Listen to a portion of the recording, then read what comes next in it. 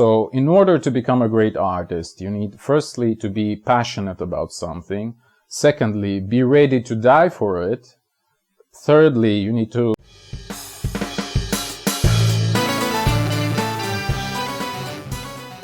Greetings, this is Eugene the Philosopher, the greatest living philosopher after the unfortunate passing of Quentin Robert D. Nameland, who has been the greatest living philosopher before me.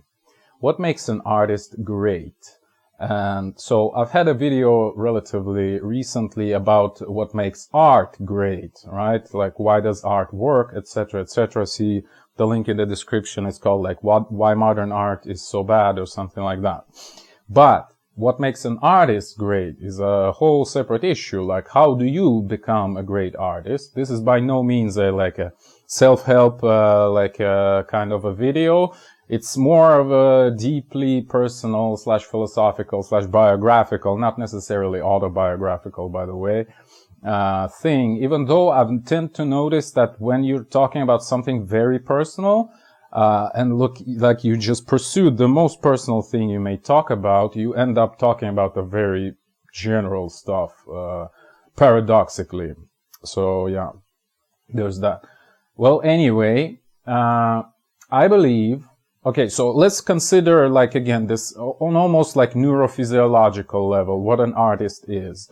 And I believe I've made this statement previously sometime, but I can't remember where, so let's just run with that. So an artist has this very sensitive neural system, if you wish, like a very deep ability of feeling even the slightest, motions. That's how they are able to actually turn these almost unrecognizable feelings into something recognizable. I mean, when they process them with their like technical skill in their art and their like analysis emotionally, etc., emotional analysis, I mean, they're able to turn these subtle new feelings into a piece of art, and then many people recognize it, right? They say, oh shit, I have the same feeling, I just couldn't like let it speak, like I don't have any words for it, but like this is exactly what I feel, So this is what I make, one of the aspects of a great artist, right? It's this outgrowing nervous system. It's almost like their fingertips are actually like much longer than they are, right? They grow outside of them, and they can like, sniff the stuff, like cats with their whiskers or whatever. It's this type of stuff, right? It's growing out of this, their nerves, their feelings, if you wish. And there is obviously, and even, I can remember Disco Elysium, actually caught this, thing really well. They have, watch my video Inland Empire, where I analyzed the RPG system of, Disco Elysium. It's really great. So they have a skill called shivers, and it literally means like this, your like deep, almost physiological connection to the city you're living in. Like your, your hair is standing up when the city like talks to you, right? This is what I'm talking about. This is the artist's, like ultimate skill, you might say. However, like, there are obviously some downsides to this skill, right? When your nervous system becomes so sensitive, like it can feel these subtle motions of anything, right? In society, like some abstract things even. It also becomes vulnerable to these changes, right? Like you basically are able to feel pain to a much higher degree than anyone, right? You might feel pain. I remember this thing that E.th.ph said, that pain of, from Library of Alexandria burning down, right? Something like that. But not quite as extreme, actually. You were able to feel pain because, I don't know, like, you think about the youth in your country and you think that they're living not the best life that they could, like, I mean, I'm kind of like just getting this off the top of my head, but hopefully you get the idea, right?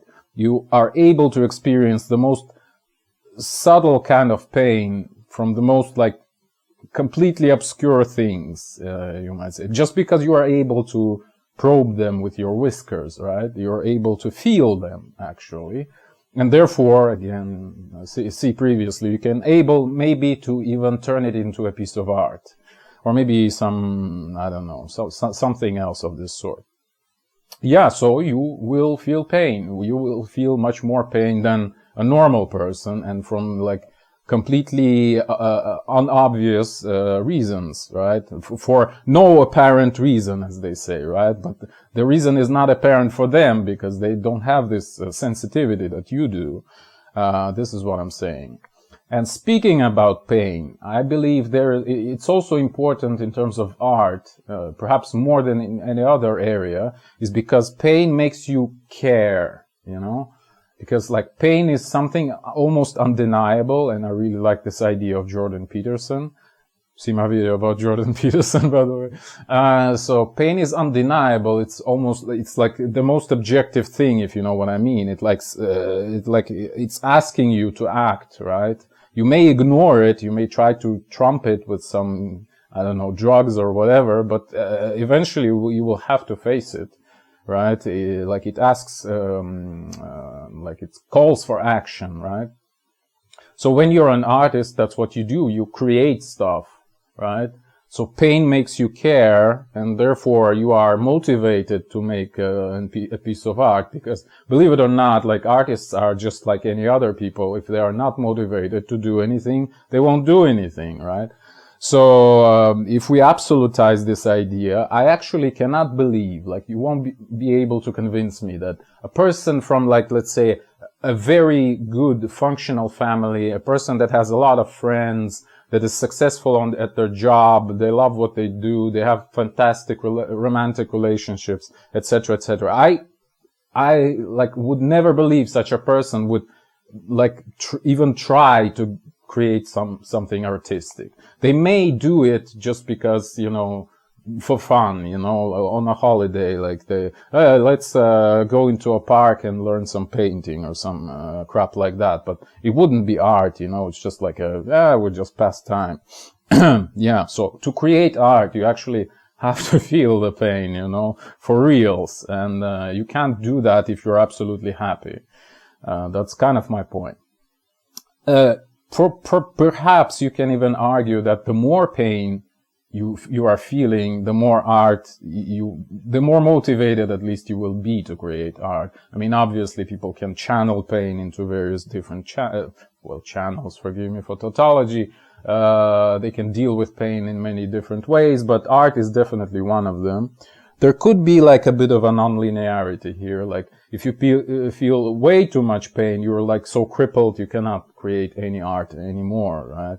That I believe also sometimes happens. But generally speaking, more pain is better for the art than less pain, right? It's a sad reality, but it is what it is. Okay, so what else did I want to talk about? Well, basically, in order, like, to sum it all up, all right? I guess what I've already said, this would be like a semi-conclusion to this video, if not the complete conclusion, actually. Like,